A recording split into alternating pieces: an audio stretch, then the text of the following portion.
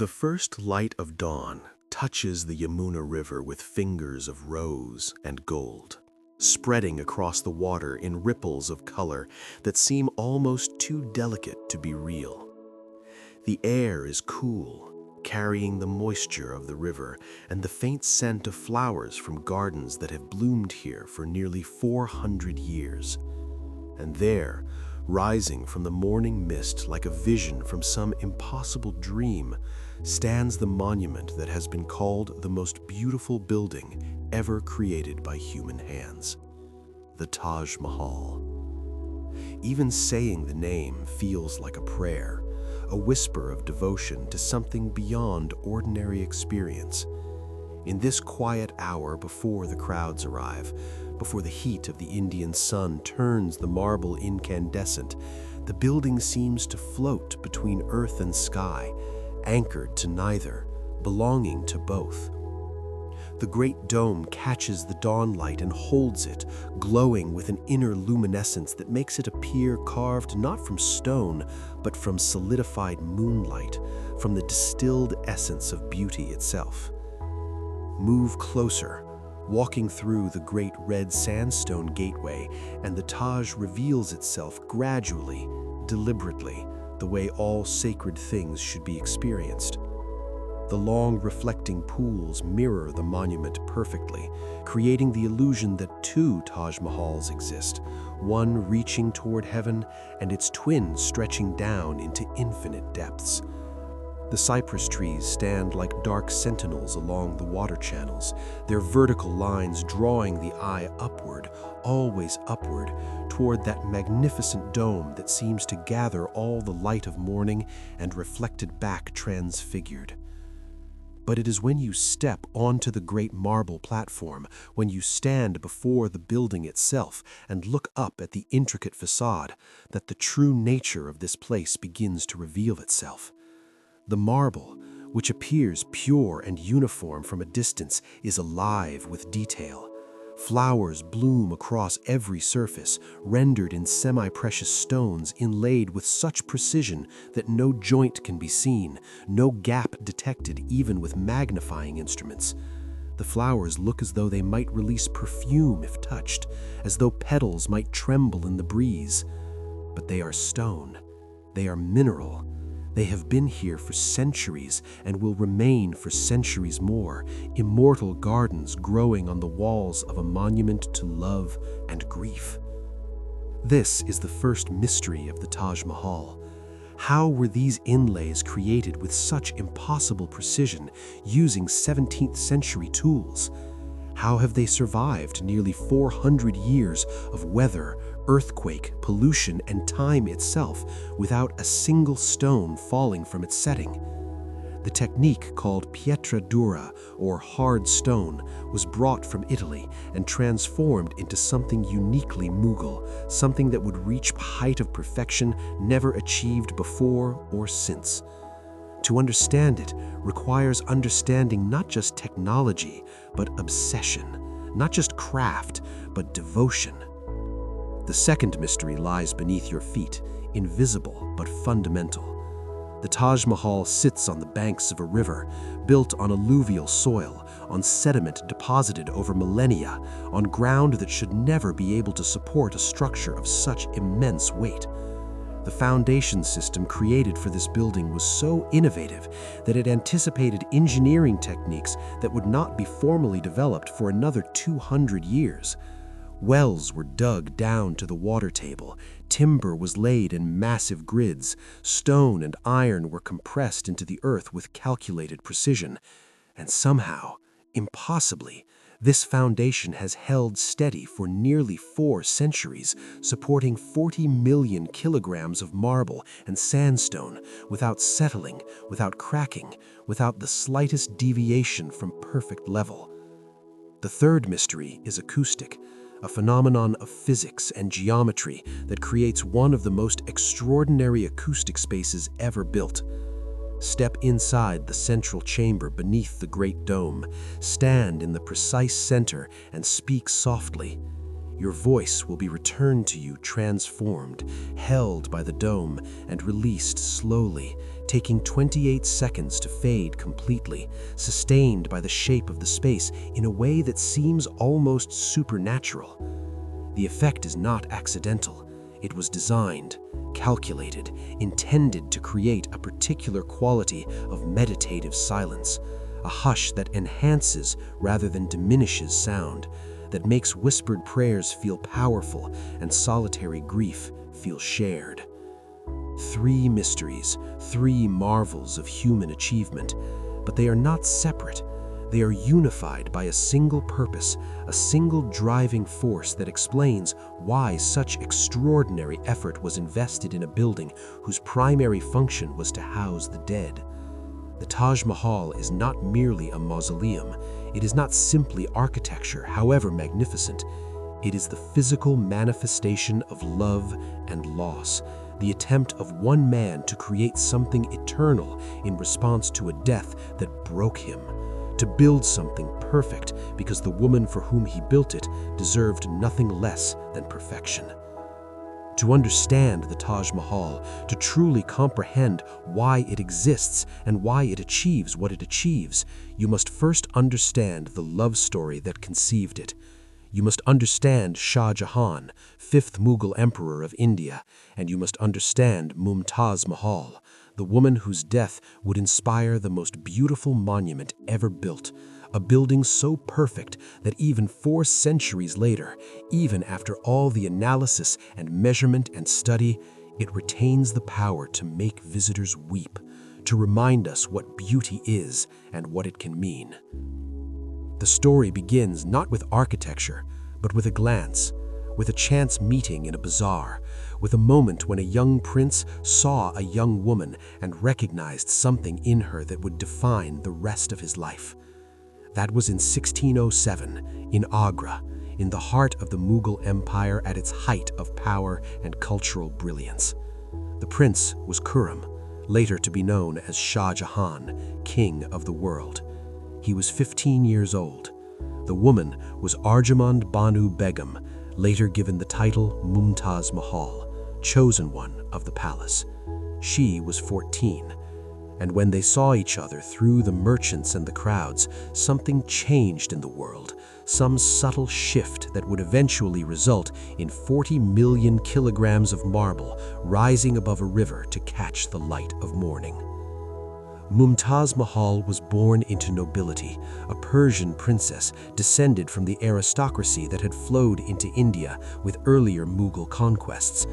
She was educated, literate, accomplished in the arts and sciences, as was common for women of high rank in Mughal court. But more than her accomplishments, more than her beauty, which contemporary accounts describe as exceptional, she possessed something that captivated the young prince completely: intelligence, compassion, a quality of presence that made her not just a wife, but a partner, a counselor, a friend. Their marriage, when it finally occurred after the required 5 years of betrothal, was not political convenience, but genuine partnership. In a culture where emperors routinely maintained harems of hundreds of women, where political marriages were tools of statecraft, Shah Jahan's devotion to Mumtaz was unusual to the point of being scandalous. He married other women as political necessity required, but Mumtaz was the only one who mattered, the only one who accompanied him on military campaigns, the only one whose advice he sought on matters of state. Court historians noted that she was present at official functions, that she held her own court for women, that the emperor consulted her on everything from architecture to military strategy. For 19 years they were together, inseparable in a way that court gossips found both admirable and slightly ridiculous. Shah Jahan showered her with gifts, with titles, with demonstrations of affection that were unusually public for a Mughal emperor.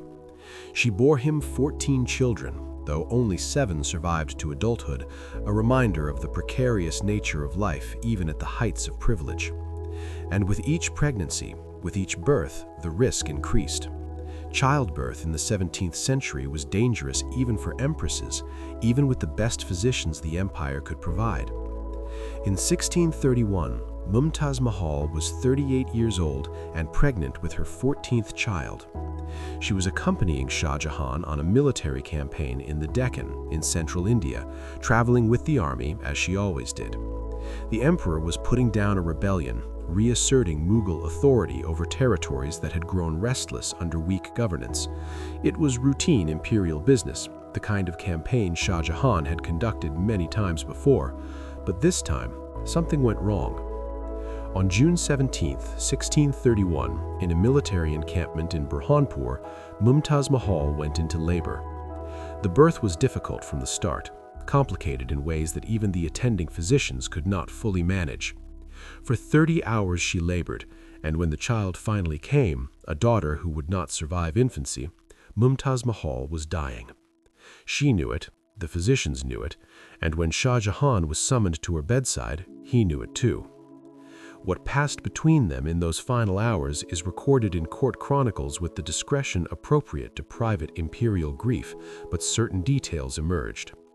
Mumtaz asked that Shah Jahan not remarry for love, that any future marriages be political necessity only. She asked that he care for their children, particularly their daughters, ensuring they were well educated and well matched. And she asked for a monument, something to mark her grave, something beautiful. The emperor, holding her hand as she died, promised everything.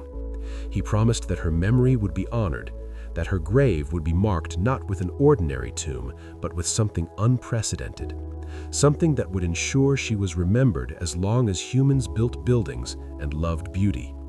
Mumtaz Mahal died just after midnight, her hand in the emperor's, her last breath taken in a military camp far from the palaces of Agra, far from the elegant gardens where she had walked with her children, far from everything she had known and loved, except the man who loved her. Shah Jahan, the king of the world, the fifth Mughal emperor ruling an empire that stretched from Afghanistan to Bengal, from the Himalayas to the Deccan, broke. Contemporary accounts describe him emerging from her death chamber transformed, his hair suddenly streaked with gray though he was only 39 years old, his bearing changed from confident ruler to shattered widower. He sequestered himself in his apartments for 8 days, seeing no one, accepting no food, lost in grief so profound that courtiers feared for his sanity. When he finally emerged, he was different. The elaborate clothing was gone, replaced with simple white mourning garments. Music and celebration were banned from the court for 2 years. The emperor, who had loved poetry and art and the sophisticated pleasures of court life, became ascetic, focused entirely on one purpose, building a monument to his wife that would be commensurate with his love for her, that would be so beautiful, so perfect, so extraordinary that anyone who saw it would understand what she had meant to him. This was the genesis of the Taj Mahal, not a commission from a patron to an architect, not a civic project or religious duty, but something more primal and more powerful. It was grief transmuted into beauty, loss transformed into creation, one man's attempt to make something eternal because the woman he loved was mortal. And that origin, that emotional foundation, explains everything about the building that would rise on the banks of the Yamuna River. It explains the obsessive attention to detail, the refusal to accept anything less than perfection, the willingness to spend 22 years and uncounted wealth on a building whose purpose was simply to house the dead. The Taj Mahal exists because perfect love, when it ends, demands perfect memorial. The year following Mumtaz Mahal's death was devoted to planning, to gathering the talent and resources necessary for what Shah Jahan envisioned. The emperor was not an architect, but he was deeply knowledgeable about architecture, having overseen numerous building projects during his reign. He knew what he wanted, and he knew it would require bringing together the finest craftsmen, engineers, and artists from across the Islamic world and beyond. The Mughal Empire at its height was a cosmopolitan place, a crossroads where Persian, Indian, Turkish, and even European influences met and merged. Shah Jahan intended to use all of it, to create something that synthesized the best of every tradition into a single, unprecedented masterpiece. The question of who designed the Taj Mahal is more complex than simply naming an architect. In Mughal building projects, design was collaborative, emerging from discussions between the patron, master builders, engineers, and specialist craftsmen. But one name appears most prominently in historical records: Ustad Ahmad Lahori. He was a Persian architect and mathematician who had worked on previous Mughal projects and had Shah Jahan's trust.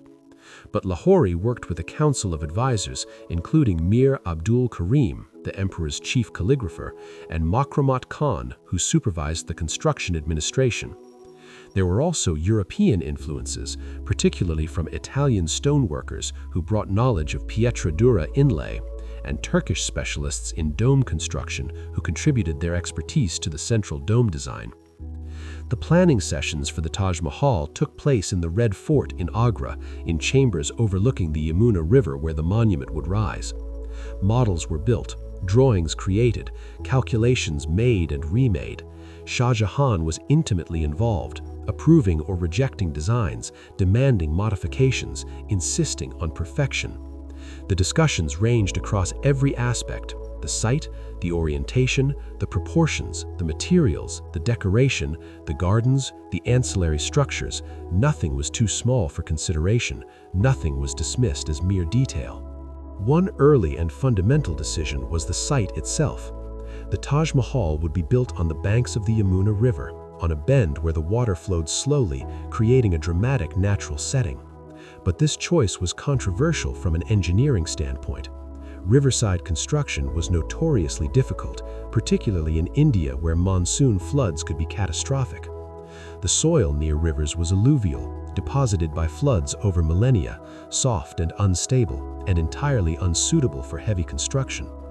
Previous attempts at building major structures near the Yamuna had failed or required abandonment.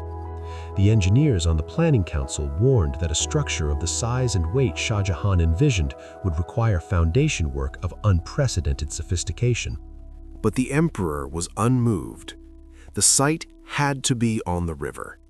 Water was central to Mughal garden symbolism, representing the rivers of paradise described in the Quran.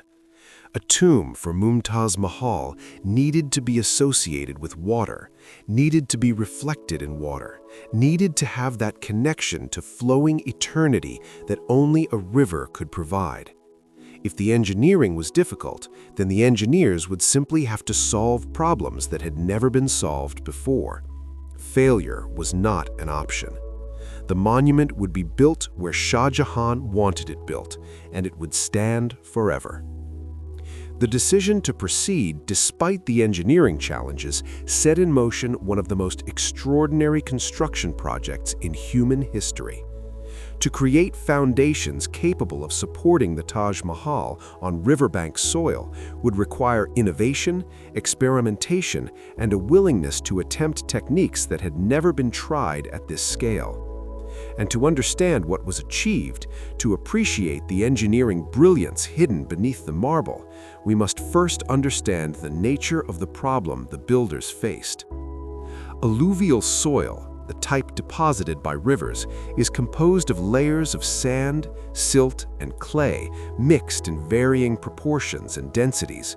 It is waterlogged particularly close to the river, which means it behaves less like solid ground and more like a saturated sponge. Build on such soil without proper foundation work, and structures sink, tilt, crack, and eventually collapse under their own weight as the ground compresses. The problem is exacerbated when the structure is heavy, as the Taj Mahal would be with its massive marble walls, its solid stone platform, its enormous dome adding concentrated weight at the center. Traditional foundation techniques of the era involved either building directly on rock, which wasn't available near the river, or creating shallow foundations in decent soil, which also wasn't available.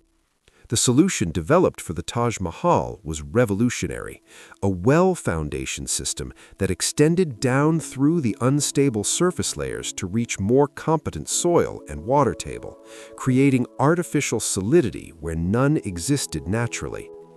The technique began with excavation, an enormous undertaking in itself. The site was approximately 300 meters square, and the entire area needed to be cleared, leveled, and prepared. The first actual construction was the platform or plinth on which the mausoleum would sit, and this platform required its own foundation, separate from but similar to the foundation of the mausoleum itself. Workers, thousands of them organized in teams under master builders, began digging wells across the site. These were not wells for water, though they would reach the water table. They were structural wells, foundation elements that would transfer the building's weight down through the unstable soil to deeper, more compressed layers.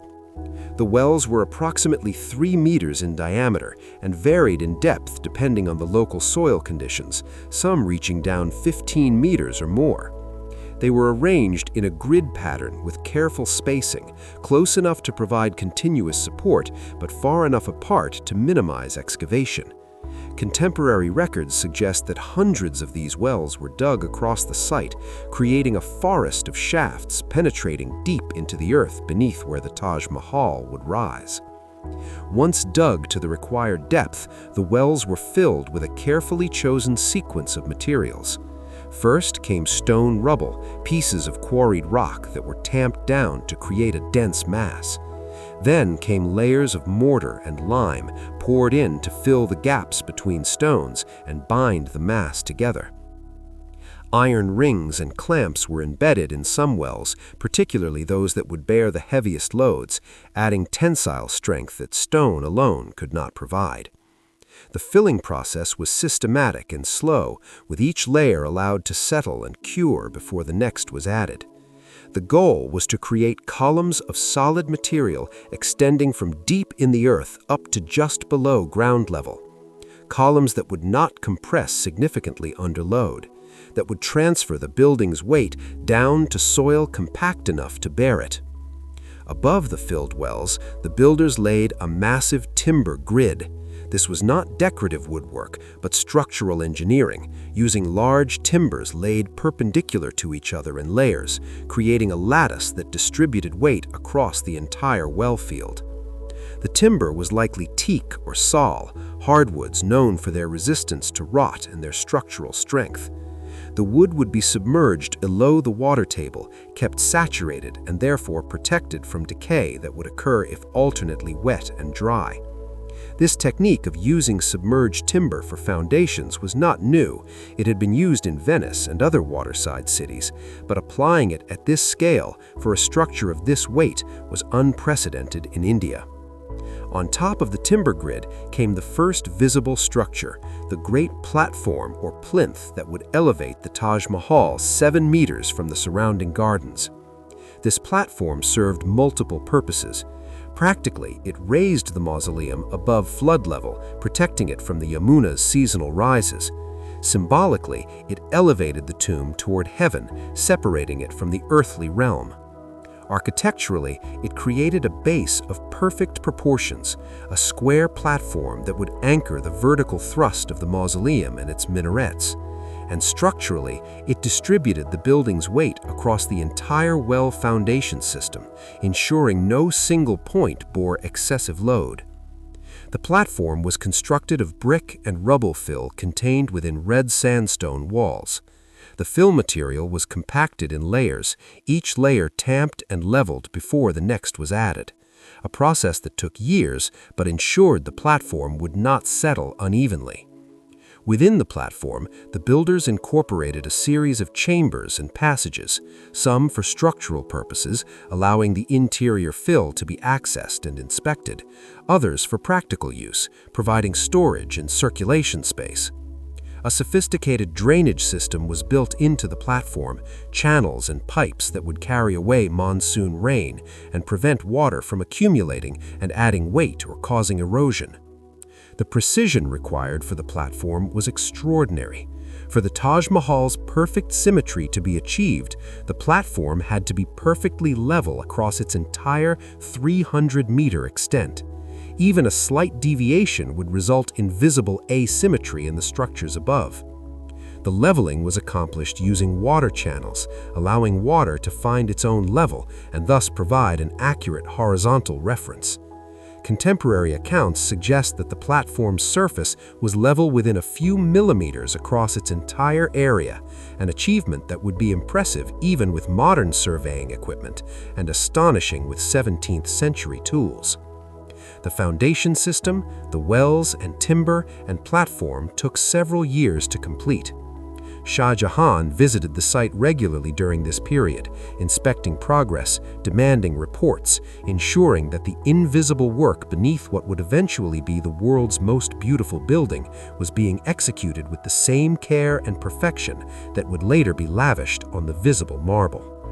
He understood, as perhaps few patrons in history have understood, that beauty without structural integrity is ephemeral, that to create something eternal requires that everything, even the parts no one will ever see, must be done perfectly. By 1635, 4 years after Mumtaz Mahal's death, the foundation and platform were complete. The site was ready. The materials had been gathered, quarries opened, transportation arranged. The workforce was assembled, 20,000 workers and craftsmen housed in a temporary city that had grown up around the construction site. And the actual building of the Taj Mahal, the part that would be visible, the part that would take the world's breath away, was ready to begin. But before the white marble walls could rise, before the inlay work could begin, before the dome could be constructed, the setting for the mausoleum had to be created. The Taj Mahal does not exist in isolation. It is the centerpiece of a complex that includes gardens, gates, mosques, and auxiliary buildings, all designed to complement and frame the central monument. And the most important of these elements, the one that shapes the visitor's experience from first sight to final departure, is the garden. The garden of the Taj Mahal is laid out in the classic charbagh style, a quadripartite garden divided by water channels into 4 equal sections. This design has ancient roots in Persian garden tradition and deep symbolic meaning in Islamic culture. The 4 sections represent the 4 rivers of paradise described in the Quran, rivers of water, milk, wine, and honey, flowing through the garden of eternal life. By recreating this pattern in earthly gardens, Mughal designers were creating earthly reflections of paradise, spaces that gave visitors a glimpse of the afterlife promised to the faithful. At the Taj Mahal, the charbagh is particularly sophisticated, incorporating not just the 4-part division, but also a complex system of fountains, reflection pools, and elevated walkways that create multiple perspectives and experiences. The garden extends 300 meters from the Great Gate to the platform of the mausoleum, providing a lengthy approach that allows the monument to reveal itself gradually. This procession is carefully choreographed, each step bringing new views, new details, new appreciation for the whole. The main water channel runs directly down the center of the garden, pointing like an arrow from the gate to the mausoleum. It is lined with fountains that create a corridor of water, a liquid pathway leading to the tomb. At the midpoint of the garden, the water channel widens into a large raised pool, the sides lined with marble that catches and reflects the light. This pool, called the Hauz, serves as the primary reflection point, where visitors traditionally pause to see the Taj Mahal's perfect image floating on the water's surface, inverted and somehow more ethereal than the solid marble rising beyond. The water system for the garden was an engineering project in itself, requiring a sophisticated understanding of hydraulics and a significant investment in infrastructure. Water was drawn from the Yamuna River using a complex series of animal-powered mechanisms, essentially large wheels turned by oxen that raised water from the river to storage tanks. From these tanks, elevated to provide pressure, the water flowed through underground pipes made of clay and stone to the various channels and fountains throughout the garden. The fountains were particularly challenging, requiring careful calculation to ensure even flow and attractive patterns. The system was designed with overflow channels to handle monsoon rains when the water supply was more than abundant, and with conservation measures to maintain the garden during dry seasons. The plantings in the charbagh were chosen both for aesthetic and symbolic reasons. Cypress trees, dark and vertical, symbolized death and eternity. Fruit trees represented life and abundance. Flowering plants provided color and perfume, creating a sensory experience that complemented the visual perfection of the marble monument. The garden was not static, but changed with seasons, blooming and fruiting, and then going dormant, a cycle of life that contrasted with the eternal changelessness of the marble tomb it surrounded. At the far end of the garden, approached through this careful sequence of water and greenery, rises the Taj Mahal itself, sitting on its great platform, dominating the view but somehow not overwhelming it. The proportion between garden and monument is perfect, each element of proper scale to complement the others. And it is here, standing at the edge of the platform, looking up at the monument for the first time from close range, that visitors begin to understand the second great mystery of the Taj Mahal. The incredible intricacy of the surface decoration, the thousands of flowers rendered in semi-precious stone inlay that cover every surface of the building. The marble, which appeared pure white from a distance, reveals itself to be a canvas for one of the most extraordinary decorative programs ever conceived. Every surface is adorned, every panel contains intricate design. There are no blank walls, no undecorated spaces, no area where the eye can rest without finding detail. The decoration comes in several forms: calligraphy, carved bas-relief, and most famously, the Pietra Dura stone inlay that has become synonymous with the Taj Mahal's beauty. And it is this inlay work, this technique of setting semi-precious stones into the marble surface to create images of flowers, vines, geometric patterns, and abstract designs that represents perhaps the highest achievement of Mughal decorative art. To understand Pietra Dura, to appreciate what was accomplished on the walls of the Taj Mahal, requires understanding both the technique itself and the aesthetic vision that guided its application. Pietra Dura, meaning hard stone in Italian, originated in Renaissance Florence, where craftsmen developed methods of creating pictures from precisely cut and fitted pieces of colored stone. The technique was related to mosaic, but distinct from it. Mosaic uses small pieces of stone or glass, tesserae, fitted together with visible joints and usually set in mortar. Pietra Dura uses larger pieces cut to exact shapes and fitted together so precisely that joints are invisible. The pieces held in place by friction and perfect geometric fit rather than adhesive. The process of creating Pietra Dura inlay begins with design. Master designers, often working under the direction of the calligrapher Amanat Khan, who oversaw all decoration at the Taj Mahal, created drawings of the patterns to be executed. These were detailed, full-scale drawings that showed every element, every curve, every line. The drawings were then transferred to the marble surface where the inlay would be set, carefully traced so that the craftsman who would do the actual cutting and fitting would know exactly where each piece of stone should go. The next step was selecting and preparing the stones themselves. The Taj Mahal's inlay work uses 28 different types of semi-precious stones, each chosen for its color, translucency, and durability. Lapis lazuli from Afghanistan for deep blue, turquoise for lighter blue, jade and jasper for greens, carnelian and red jasper for reds and oranges, yellow marble and amber for golds, onyx and black marble for blacks. The stones were sourced from across Asia, from quarries and markets in Persia, Tibet, China, Afghanistan, and various regions of India. Acquiring them required a trade network spanning thousands of miles, merchants who understood what was needed, and wealth sufficient to pay for materials that were valuable in their own right before any craftwork was applied. Once the stones were obtained, they had to be prepared for inlay.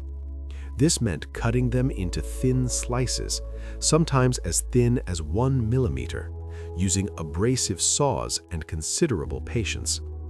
The thin slices were then further cut and shaped to match the design, each piece individually crafted to fit its particular location.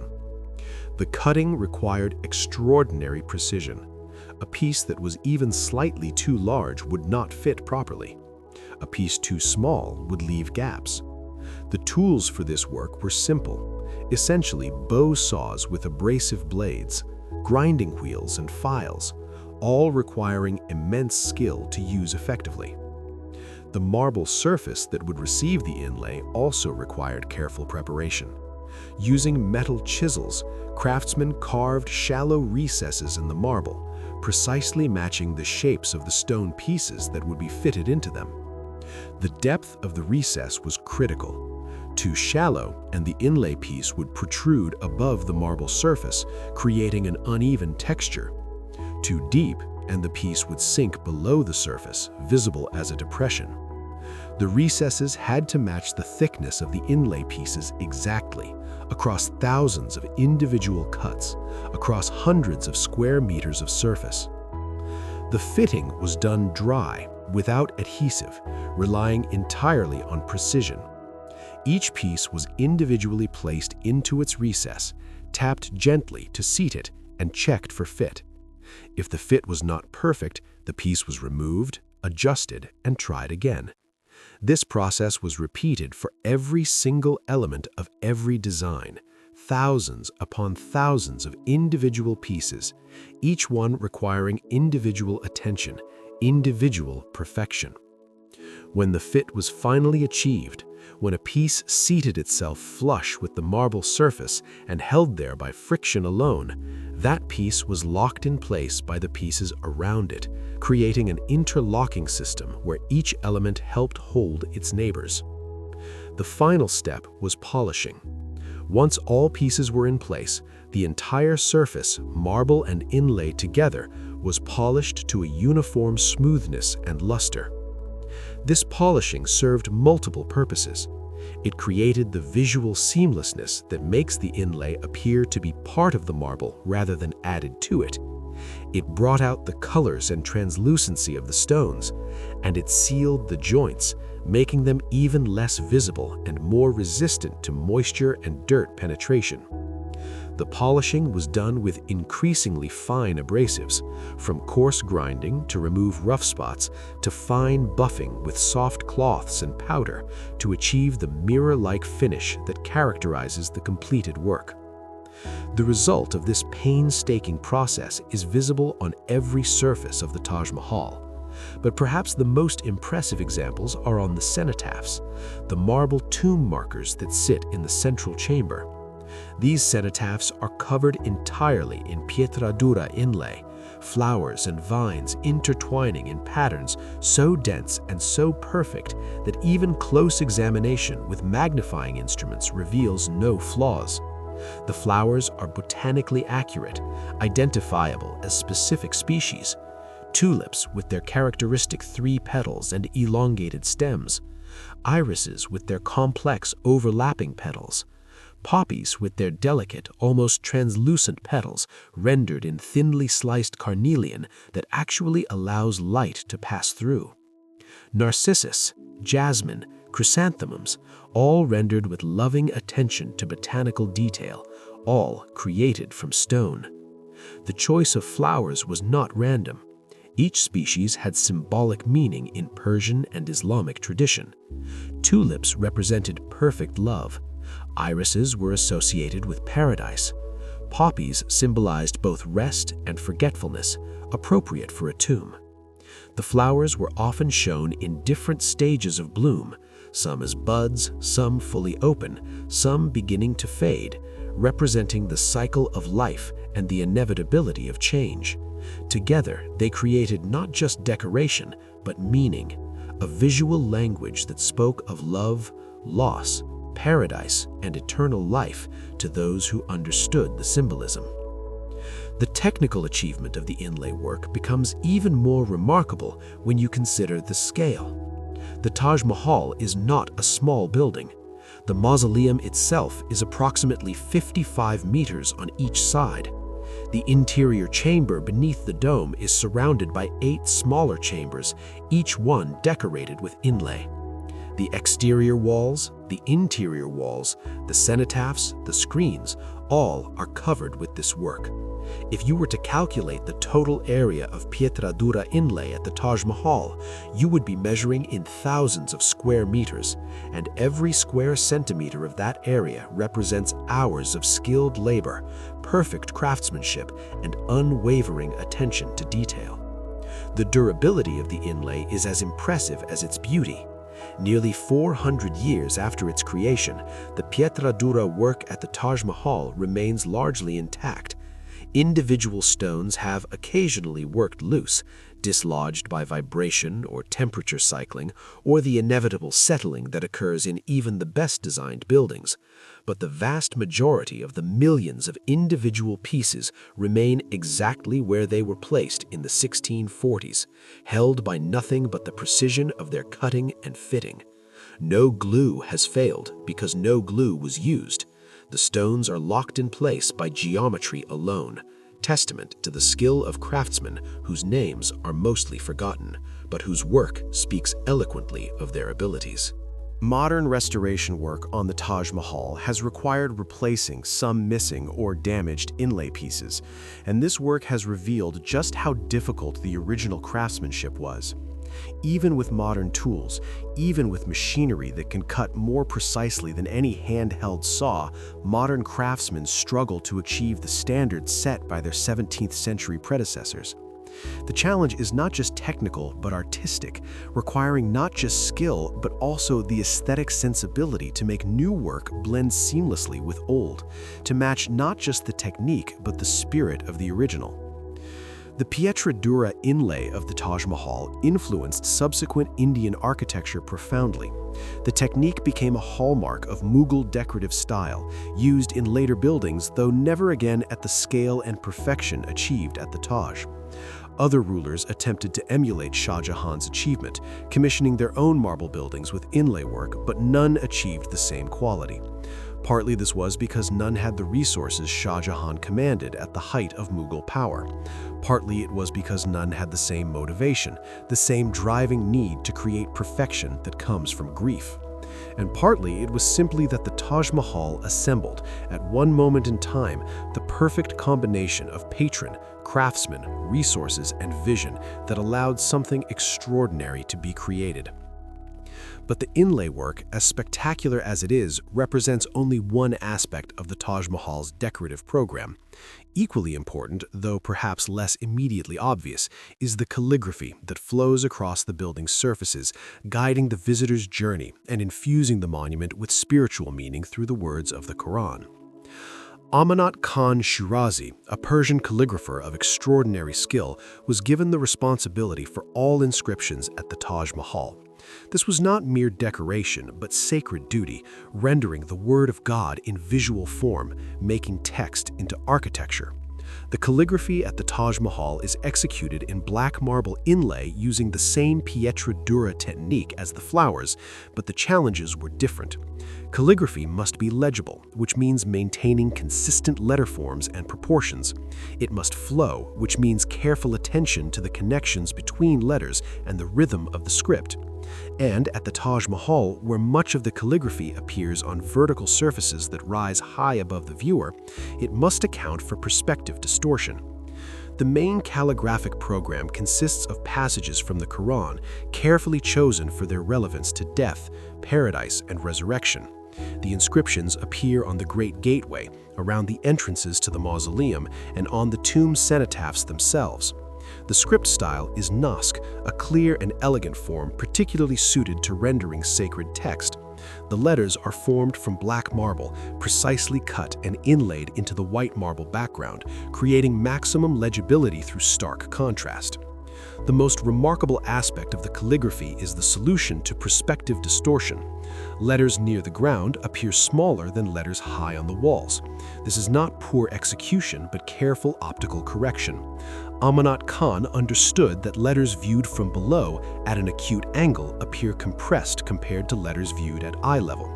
To compensate, he gradually increased the size of letters as they ascended, making higher letters proportionally larger so that when viewed from ground level, all letters appear the same size. The adjustment is subtle, invisible unless specifically measured, but crucial for maintaining legibility and aesthetic harmony. The passages chosen for inscription speak directly to the monument's purpose. On the Great Gateway, verses welcome the faithful soul to paradise. Around the entrance to the mausoleum, passages speak of judgment, resurrection, and the rewards of the righteous. On Taj Mahal's cenotaph, the inscriptions are prayers, invocations of divine mercy, requests for her soul's peace. The calligraphy thus serves multiple functions: decoration, wayfinding, and spiritual instruction, guiding visitors both physically through the monument and spiritually through contemplation of mortality and eternity. Amanat Khan Shirazi was so proud of his work at the Taj Mahal that he did something unusual for a Mughal craftsman. He signed it. Near the base of one of the inscriptions, in smaller script, appears his name and the date. This signature is rare in Mughal architecture, where craftsmen typically labored anonymously, their identities subsumed into the imperial project. That Amanat Khan was allowed to sign suggests the high regard in which his work was held, recognition that the calligraphy was not merely decorative element, but essential component of the monument's artistic and spiritual integrity. The combination of Pietra Dura inlay and calligraphy creates a surface treatment of extraordinary richness and complexity. The eye moves across walls that are never blank, never monotonous, constantly discovering new details, new patterns, new meanings. The flowers speak of beauty and impermanence. The calligraphy speaks of faith and eternity. Together, they create a visual environment that is simultaneously sensuous and spiritual, appealing to aesthetic appreciation while directing thought toward religious contemplation. But all of this decoration, all of this surface beauty would be meaningless if the structure that bore it were not equally extraordinary.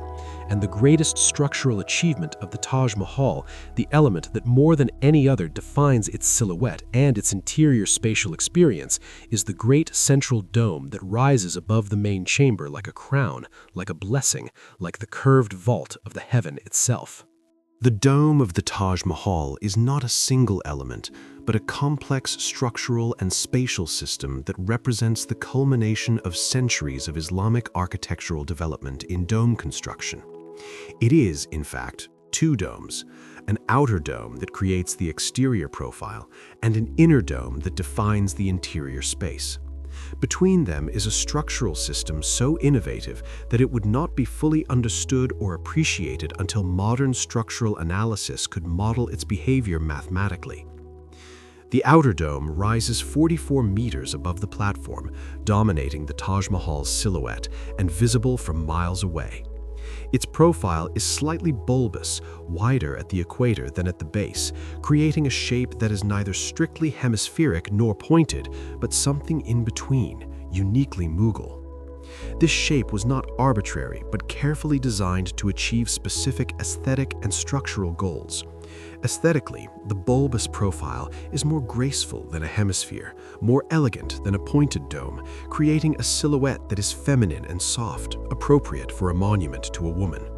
Structurally, the shape distributes weight efficiently while minimizing lateral thrust, the outward force that domes naturally exert on their supporting walls. The outer dome is constructed of brick, not marble, though it is clad externally in white marble to match the rest of the building. Brick was the ideal material for dome construction in Mughal India, readily available, easily shaped, and capable of being laid in the complex curves required. The brick was laid in horizontal courses that gradually curved inward as the dome rose, each course of brick slightly offset from the one below, creating the smooth curve of the dome's surface. This technique required careful planning and skilled execution, each brick cut and placed to precise specifications, each course checked for proper curvature. But the outer dome, spectacular as it is primarily an exterior shell. The interior space beneath it, the chamber where visitors stand and where Taj Mahal's cenotaph rests, is defined not by the outer dome, but by the inner dome, which sits 25 meters above the floor. This inner dome is also brick construction, and its proportions are entirely different from the outer dome. Where the outer dome is tall and bulbous, the inner dome is lower and more hemispherical, creating an interior space that is intimate despite its size, human-scaled despite its grandeur. The relationship between the inner and outer domes creates the third great mystery of the Taj Mahal, the extraordinary acoustic properties of the central chamber, a space where sound behaves in ways that transform speaking and singing into almost supernatural experiences. To understand these acoustic properties requires understanding not just the shape of the domes, but the geometry of the entire central chamber and the way sound waves interact with curved surfaces. Stand in the exact center of the central chamber, beneath the apex of the inner dome, and speak. Your voice will leave your lips, travel outward and upward, strike the curved surface of the dome, and return to you transformed. But it will not return immediately. The sound will linger, sustained by the dome, reflected and re-reflected from its curved surface, slowly decaying over a period of 28 seconds. This reverberation time is extraordinary, longer than most cathedrals, longer than concert halls specifically designed for musical acoustics, creating an effect that makes even quiet speech seem resonant and powerful. The acoustic effect is not uniform throughout the chamber. Move away from the center and the reverberation changes. Near the walls, the effect is less pronounced. In the corners, where smaller domed chambers open off the central space, the acoustics are different again, creating pockets of varied sound quality within the larger whole. But return to the center, to the spot marked on the floor where symmetry lines intersect, and the acoustic magic returns. This central spot is where mourners would have stood to recite prayers, where Quranic verses would have been chanted, where the very act of vocalizing became an experience of architectural space, enhancing and amplifying human voice. The acoustic properties of the dome were not accidental. Islamic architecture has a long tradition of designing spaces with specific acoustic qualities, particularly spaces meant for religious practice, where the human voice reading from the Quran needs to be heard and understood. The dome shape, a hemisphere or near hemisphere, is particularly effective at focusing and sustaining sound. Sound waves radiating from a source at the center of a hemispherical space will strike the curved surface and be reflected back toward the center, creating constructive interference that sustains the sound. If the surface is smooth and reflective, as polished marble is, the effect is enhanced. If the space is large enough, multiple reflections can occur before the sound energy dissipates, creating the long reverberation that characterizes the Taj Mahal's acoustic. Modern acoustic analysis of the Taj Mahal's central chamber has revealed additional factors that contribute to its extraordinary sound quality. The ratio of the dome's height to its diameter is close to optimal for creating even sound distribution without excessive echo. The presence of the 8 surrounding chambers, each with its own smaller dome, creates a complex system of coupled acoustic spaces that moderate the main chamber's reverberation, preventing it from becoming muddy or overwhelming. The inlay work and carved decoration on the walls, while visually beautiful, also serves an acoustic function, diffusing sound and preventing the harsh echoes that can occur in purely smooth spaces. The space between the inner and outer domes serves structural and acoustic purposes simultaneously. Structurally, it houses the system of arches and supports that transfer the weight of the outer dome down to the walls and eventually to the foundation. Acoustically, it acts as an isolation layer, preventing external sound from penetrating to the interior chamber and allowing the chamber's unique acoustic environment to exist independent of outside noise. The result is a space that feels separated from the ordinary world, where the quality of sound is unlike sound anywhere else, where the simple act of speaking becomes almost liturgical. The comparison with other famous acoustic spaces is instructive. The Hagia Sophia in Istanbul has a similarly long reverberation time, though its acoustic is muddier, less precise. The Pantheon in Rome has interesting acoustic properties, but nothing like the focused reverberation of the Taj Mahal. Concert halls like the Vienna Musikverein are designed specifically for orchestral music and achieve extraordinary acoustic quality, but they use modern acoustic science and materials unavailable to 17th century builders. That the Taj Mahal achieves its acoustic excellence using only geometry, proportion, and material properties is testament to the builder's empirical understanding of acoustics centuries before the science was formalized. For visitors to the Taj Mahal, the acoustic experience is often unexpected. Most come for the visual beauty, for the perfect proportions, and the extraordinary inlay work. The acoustics are discovered accidentally when someone speaks or coughs or makes any sound and hears it sustained and transformed by the dome. There is something deeply moving about this discovery, something that connects the visitor to the monument's original purpose. The acoustics were designed for prayer, for recitation of the Quran, for the voices of mourners honoring the dead. When modern tourists hear their own voices sustained by the dome, they are participating, however unintentionally, in the same acoustic experience Shah Jahan designed for those who would mourn Mumtaz Mahal. The building is teaching them how to sound in this space, how to be present in a chamber designed for contemplating mortality and immortality. The silence between sounds in the central chamber is as remarkable as the sustained sound itself. After the 28 seconds of reverberation decay, the chamber returns to a quiet that feels profound, a hush that seems more than mere absence of noise. This quality of silence is enhanced by the chamber's isolation from external sound, by the mass of marble and brick that surrounds it, by the acoustic properties that absorb rather than reflect certain frequencies. It is a contemplative silence, a quiet that invites thought rather than demanding it, that allows mourning without imposing it. In this silence, the chamber fulfills its ultimate purpose, creating a space appropriate for grief, for remembrance, for the private thoughts that accompany standing before the tomb of someone who was deeply loved. But visitors to the Taj Mahal encounter a paradox. The beautiful cenotaphs visible in the central chamber, the ones so lovingly decorated with Pietra Dura inlay and calligraphy, are not the actual tombs. They are replicas, representations, beautiful lies meant to honor while preserving privacy. The actual graves of Mumtaz Mahal and Shah Jahan lie one level below, in a crypt that is far less accessible and far less decorated than the upper chamber. This arrangement is traditional in Islamic tomb architecture, where the actual burial must be simple and the body close to earth, while the memorial above can be as elaborate as the patron desires. The lower chamber is accessed by a narrow stairway, deliberately obscure, not part of the normal visitor route. In this chamber, smaller and lower than the one above, sit the actual tombs, simple marble structures aligned toward Mecca as Islamic tradition requires.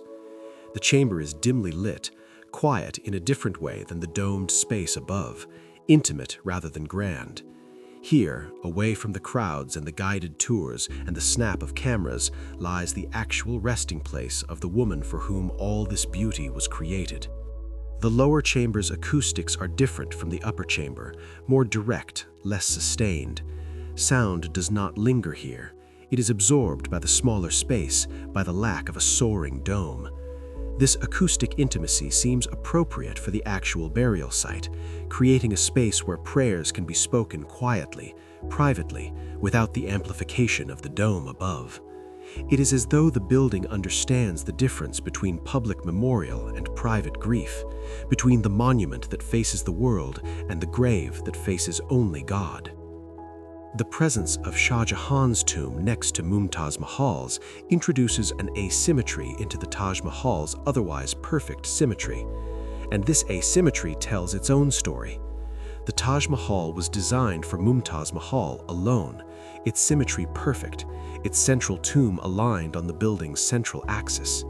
But Shah Jahan, who spent his final years imprisoned by his own son in the Red Fort in Agra, requested to be buried beside his wife. His tomb was added next to hers, slightly off-center, breaking the perfect symmetry he had worked so long to achieve. Some see this as a flaw, a compromise of the monument's perfection. Others see it as deeply moving, the final proof of Shah Jahan's devotion, his desire to spend eternity beside the woman he loved, even if it meant marring his masterpiece. The double tomb, Mumtaz-centered and Shah Jahan beside her, raises questions about gender, power, and memory in Mughal culture.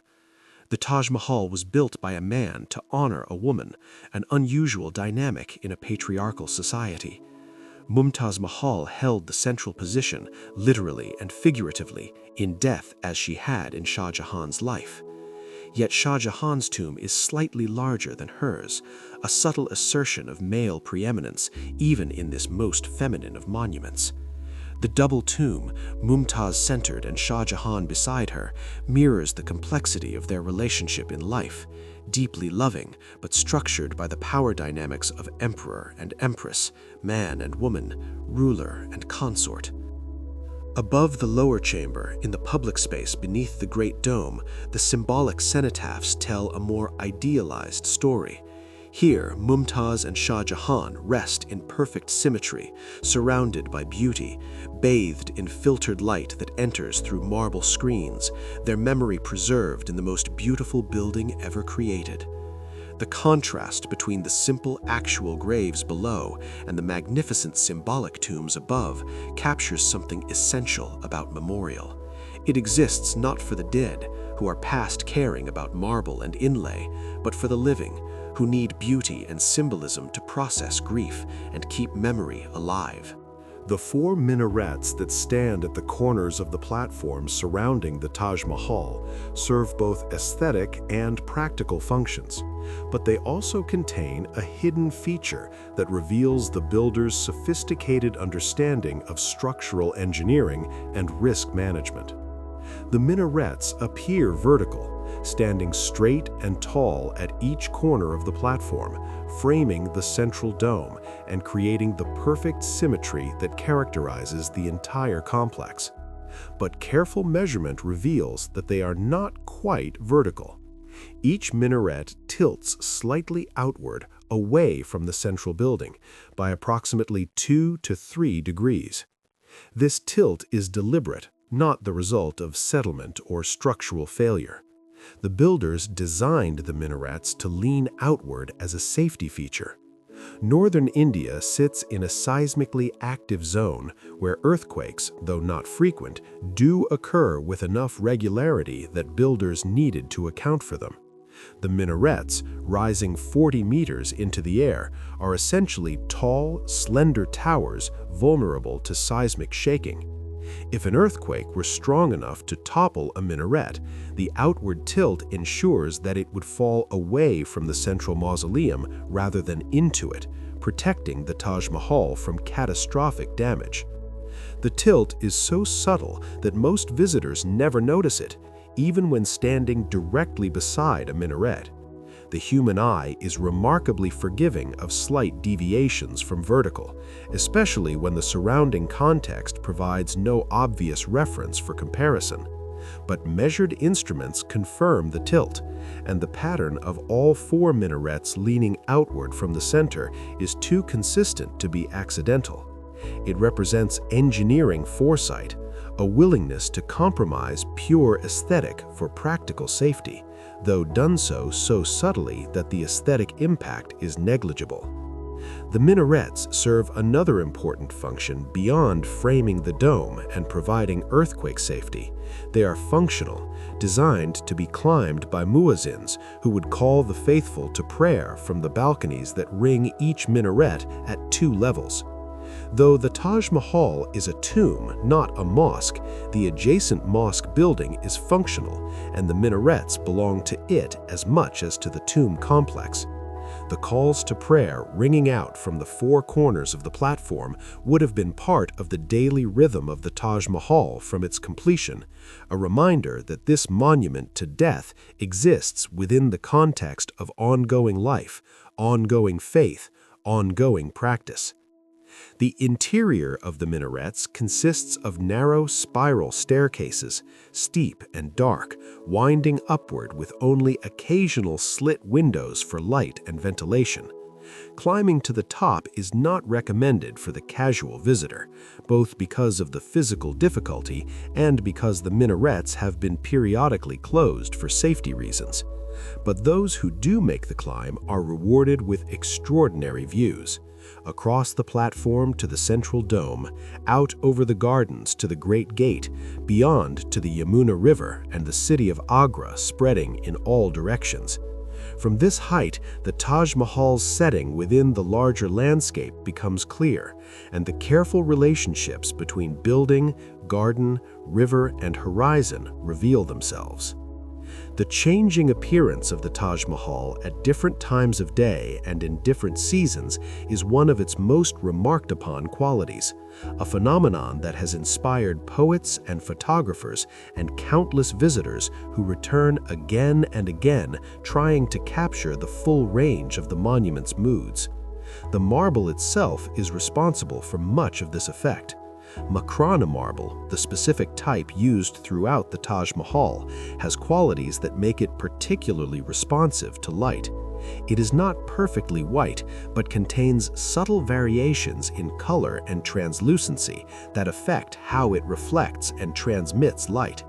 The result is a building that appears to change color depending on the time of day, the quality of light, and atmospheric conditions.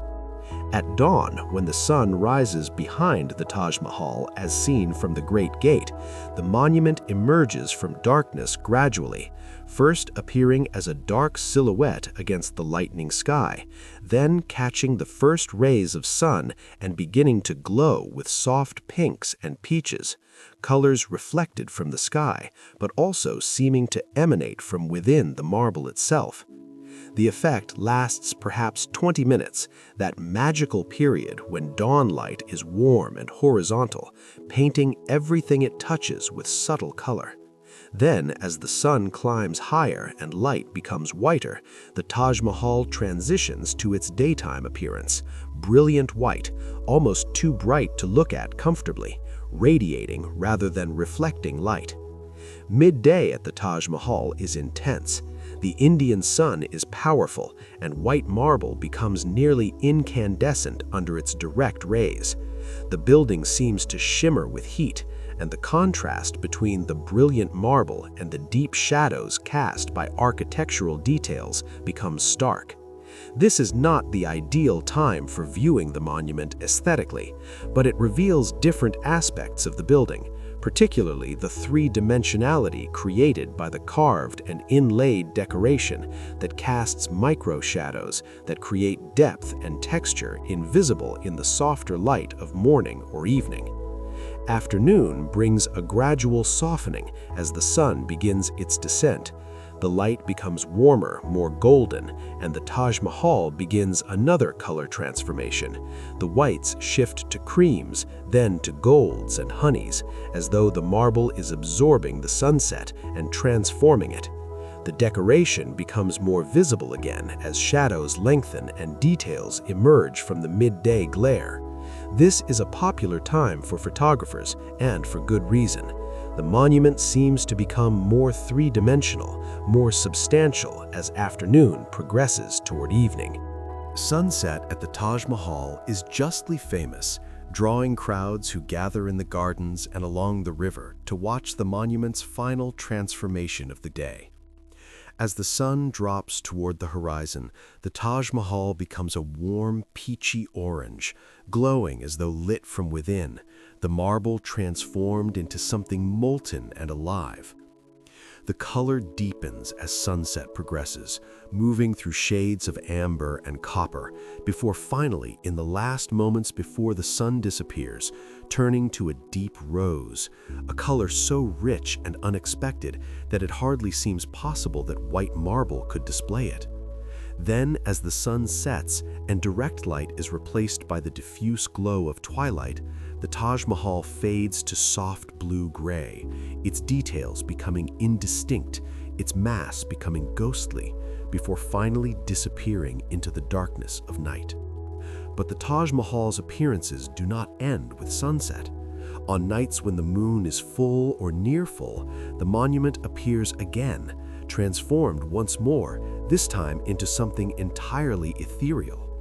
Moonlight on white marble creates effects that seem almost magical, the building glowing with a soft luminescence that is neither reflection nor emission, but something in between. The marble seems to capture moonlight and hold it, radiating a gentle white-blue glow that makes the entire monument appear to hover weightless between earth and sky. Shah Jahan is said to have specifically requested that the Taj Mahal be viewable by moonlight, understanding that night would bring its own beauty, different from but equal to the beauties of daylight. The scientific explanation for the Taj Mahal's color changes involves the marble's physical properties and basic principles of optics. Makrana marble is not opaque. Light penetrates its surface slightly, enters the crystalline structure of the stone, and is scattered internally before re-emerging. This subsurface scattering is what gives the marble its luminous quality and what allows it to display colors from the light source rather than simply reflecting them. When dawn light is pink, the marble glows pink because the light entering the stone is pink. When sunset light is gold, the marble glows gold. The effect is enhanced by the smooth, highly polished surface, which allows maximum light transmission while minimizing diffuse surface reflection. Atmospheric conditions also play a role. On humid days, when moisture in the air scatters light, the Taj Mahal can appear softer, its edges less distinct. On clear, dry days, particularly in winter, the building appears sharper, more defined, the marble crisper and more white. Pollution, unfortunately, affects the appearance as well, adding yellow or gray casts that diminish the marble's luminosity. This pollution-induced discoloration has become an increasing problem in recent decades, leading to controversial cleaning operations and ongoing debates about how to preserve the Taj Mahal's original appearance without damaging the marble. The seasonal variations are equally pronounced. Monsoon season brings dramatic skies, dark clouds that provide a striking backdrop to the white marble, and occasional moments when breaks in the clouds allow shafts of sunlight to illuminate the monument, while everything around it remains in shadow. Winter brings mist and fog, obscuring the Taj Mahal completely some mornings before burning off to reveal the building emerging from gray as though materializing from another dimension. Summer brings the harsh, bright light that can be visually overwhelming, but that also reveals every detail, every texture, every nuance of the decoration with crystalline clarity. This changeability, this refusal to remain static and unchanging, seems philosophically appropriate for a building that is about death and memory. Memory itself is not static. It changes with perspective, with time, with the mood of the rememberer. The same event recalled in morning might feel different when recalled at sunset. The Taj Mahal, in its constant transformation, mirrors this quality of memory, suggesting that even in stone, even in the most permanent of materials, there is flux, there is change, there is the impossibility of capturing any single truth or any single moment completely. Yet, beneath this aesthetic changeability lies a more troubling transformation. The Taj Mahal's gradual deterioration due to environmental factors that did not exist when it was built. The monument has survived nearly 400 years remarkably well, testament to the quality of its construction and materials. But the 20th and 21st centuries have brought challenges that threaten its long-term survival, challenges that require constant vigilance and controversial interventions to address. The most visible problem is discoloration. The pristine white marble that so impressed visitors for centuries has yellowed, particularly on surfaces exposed to Agra's increasingly polluted air. The pollution comes primarily from industrial facilities, vehicle emissions, and the burning of refuse and biomass in nearby areas. The pollutants contain sulfur compounds that, when combined with moisture in humid air, form dilute sulfuric acid. This acid rain, though weak compared to the pollution in some other parts of the world, is strong enough to react with the calcium carbonate in marble, creating a yellow-brown surface film that dims the marble's luminosity and mars its appearance. Cleaning this discoloration is possible, but problematic. Early cleaning attempts used harsh chemicals and abrasive methods that removed surface material along with the discoloration, essentially sanding away a thin layer of the marble. This approach worked in the short term, but was clearly unsustainable. Repeated cleanings would eventually wear away the carved and inlaid details that make the Taj Mahal unique. More recent cleaning methods use a clay poultice applied to the marble surface. The clay absorbs the discoloration without requiring abrasive scrubbing, though the process is slow, expensive, and must be repeated periodically as pollution continues to deposit new discoloration. The Indian government has attempted to address pollution at its source, establishing an exclusion zone around the Taj Mahal where certain industrial activities are prohibited or restricted. Legal battles have ensued, with industries claiming economic hardship and preservation advocates demanding stricter enforcement. The Supreme Court of India has intervened multiple times, issuing orders to close or relocate polluting facilities and mandating the use of cleaner fuels. These efforts have had some success, but Agra remains a growing city, and the conflict between economic development and heritage preservation continues. A second environmental threat comes from the Yamuna River itself, though not in the way the original builders feared. The river's flow has decreased dramatically due to upstream dams and irrigation extraction. During dry seasons, the river sometimes nearly disappears in Agra, reduced to a trickle in a wide sandy bed. This decreased flow has two effects. First, it reduces the moisture content in the ground, potentially causing changes in the foundation system that depends on the water table remaining stable.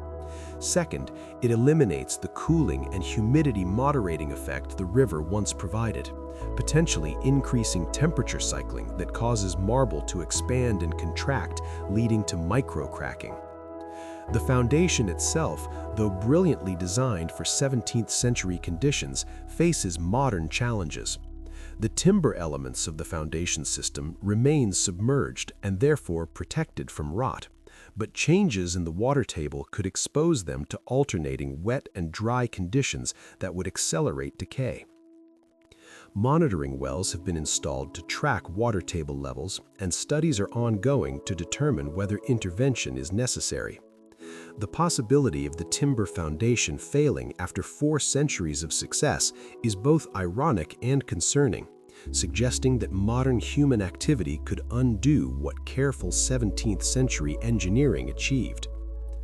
Tourism, while economically important and culturally valuable, also threatens the monument. Millions of visitors annually means millions of feet on marble floors, gradually wearing them smooth. Millions of hands touching walls and railings transfer oils and acids that discolor marble.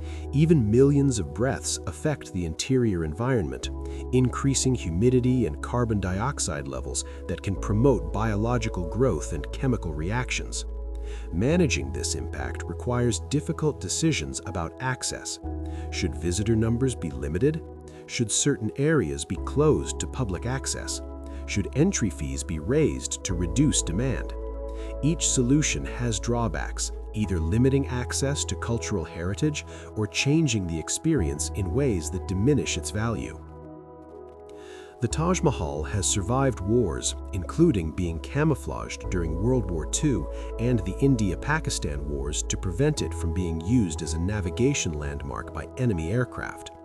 It has survived earthquakes, including a significant tremor in 1993 that caused minor damage but proved the essential soundness of its structure. It has survived the fall of the Mughal Empire, the British colonial period when it was neglected and even briefly considered for demolition, and the political turmoil of Indian independence and partition.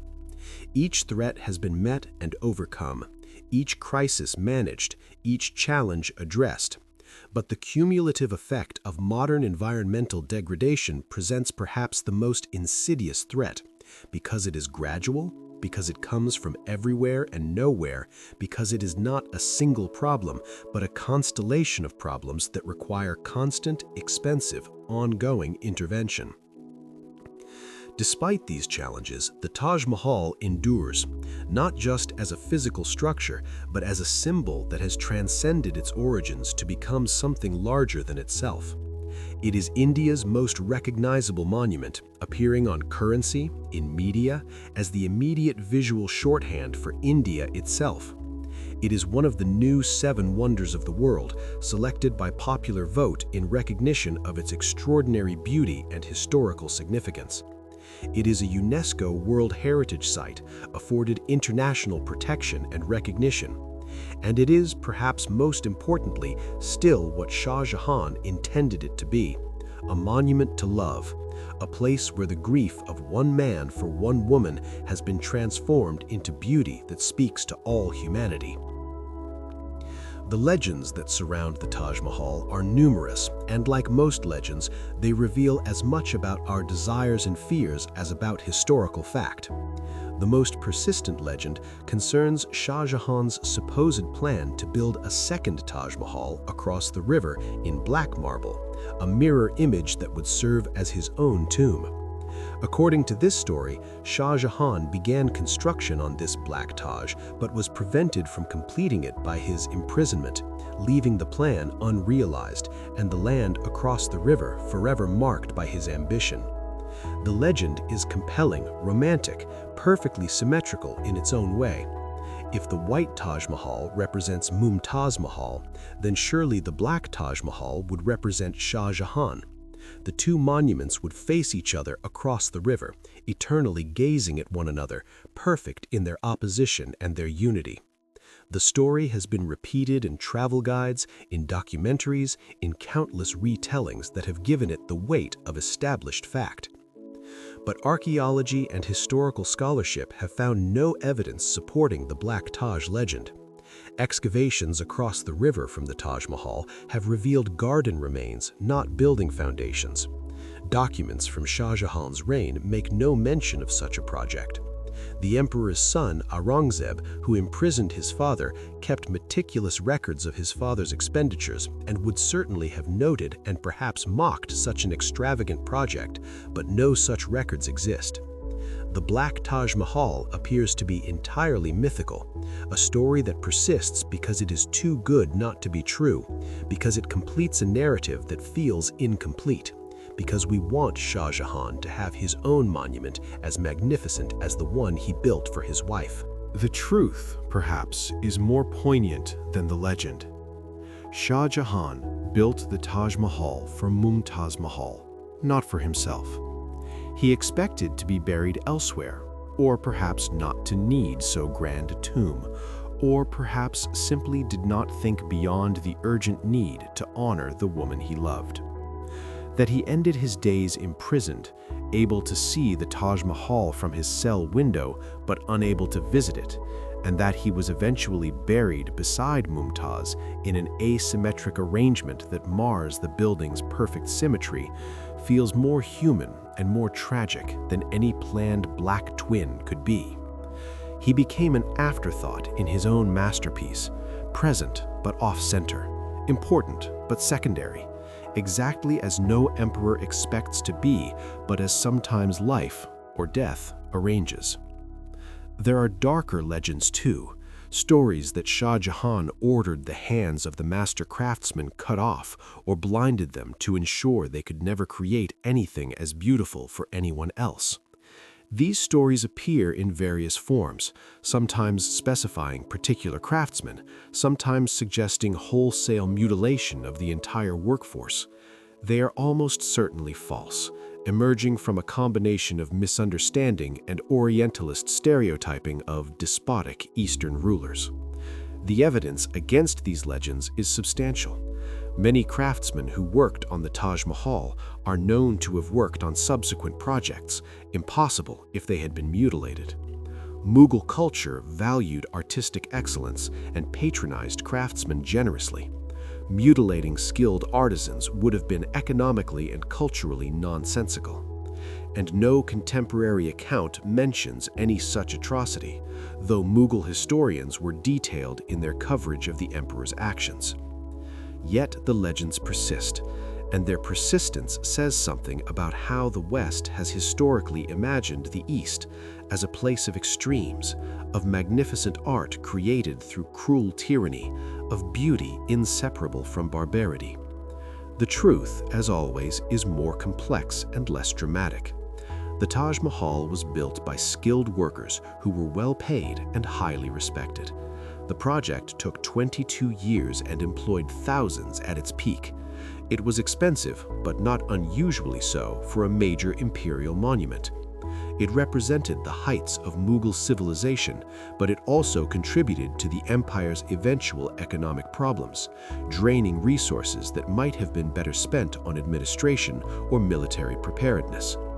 There are moral complexities here, questions about labor and power and the human cost of monumental architecture, but they are subtle complexities, not melodramatic legends of mutilation and tyranny. What the Taj Mahal teaches us, finally, is not about architecture or engineering, though it teaches much about both. What it teaches is about the human need to make permanent what is temporary, to respond to loss with creation, to transform grief into beauty. Shah Jahan could not keep Mumtaz Mahal alive, could not prevent her death or bring her back. What he could do was build something so beautiful that everyone who saw it would understand, without words, without explanation, what she had meant to him. The Taj Mahal is a love letter written in marble and mathematics, in geometry and precious stones, in acoustic spaces and foundation engineering. And like all successful love letters, it communicates its message across time and culture, requiring no translation because emotion itself is universal. Nearly 4 centuries after its completion, the Taj Mahal still stops visitors in their tracks, still elicits gasps and tears, still has the power to make people feel something profound, even if they know nothing of its history or meaning. This is the final achievement of great architecture. It transcends its specifics to become universal. It speaks across time. It reminds us that beauty matters, that love matters, that the impulse to create something lasting in response to loss is fundamentally human. The 3 mysteries with which we began, the Pietra Dura inlay, the Riverbank foundation, the acoustic dome, are solved now in technical terms.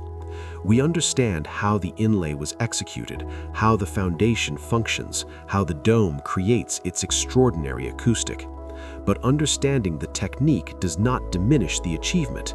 If anything, it enhances it, because we can appreciate not just the beauty, but the difficulty, not just the result, but the skill and patience and obsessive attention to detail required to achieve it. The Taj Mahal is not a miracle. It is something better. A human achievement, created by human hands and minds and hearts, proof that we are capable of responding to our deepest emotions with our highest creativity. As the sun sets on the Taj Mahal, as it has set nearly 150,000 times since the building's completion, the marble begins its daily transformation from white to gold to rose to blue. The gardens darken, the fountains quiet, the crowds disperse, and for a moment, in the twilight between day and night, the monument stands as Shah Jahan meant it to stand, a place apart, a pocket of eternity in the flow of time, a building that is also a prayer, a tomb that is also a celebration, a monument to death that is ultimately about life and about love. The Taj Mahal waits, as it has waited for 4 centuries, patient as only stone can be. its foundations deep in the earth, its dome rising towards heaven, its surfaces covered with flowers that will never fade and words that will never be silenced. It waits for the next dawn, when the light will return and the marble will glow pink again. It waits for the next visitors who will stand in the central chamber and hear their voices transformed by the dome. It waits, eternal and changing, perfect and imperfect, impossible and undeniably real. The most beautiful response to grief that human hands have ever created. The monument where love became architecture, and architecture became love.